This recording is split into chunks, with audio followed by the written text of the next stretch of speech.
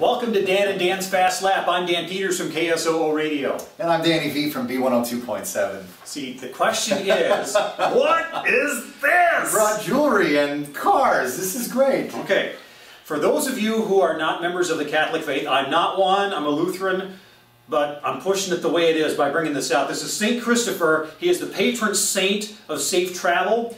He did not protect these 5 cars in the last race at Charlotte.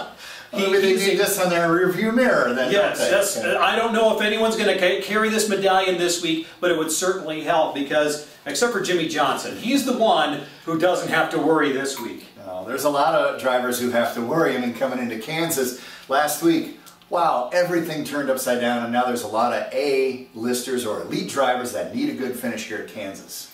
So the ones that, when you have 5 cars that are fighting for that last spot, that carries the intrigue into the rest of the round. So that means everyone still has a shot at it because you have all these 5 at the bottom. The rest of the 7, minus Jimmy Johnson, still have work to do to be able to secure themselves in the top 8. And I'm looking this week where you have Kansas, 1.5 mile track, Martin Truex, going to be looking good there. Kyle Busch has had trouble at Kansas, but he finally got a win.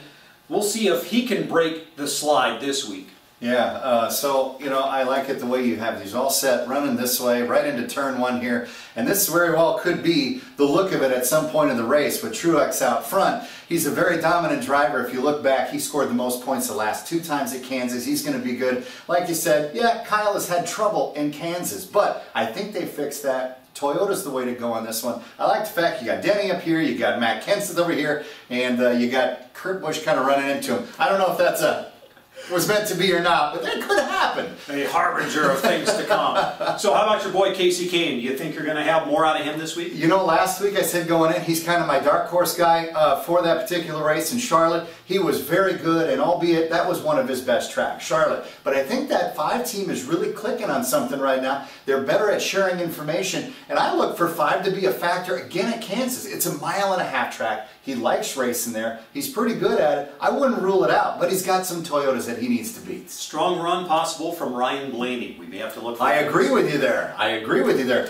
He was great last time. He was in the top 10 again, and I think a couple of last times he's been there in the top 10. So Ryan Blaney could be a driver to watch in this one. All right. Well, we'll see who gets wiped off the plate this week in Dan and Dan's Fast Lap. Join us next week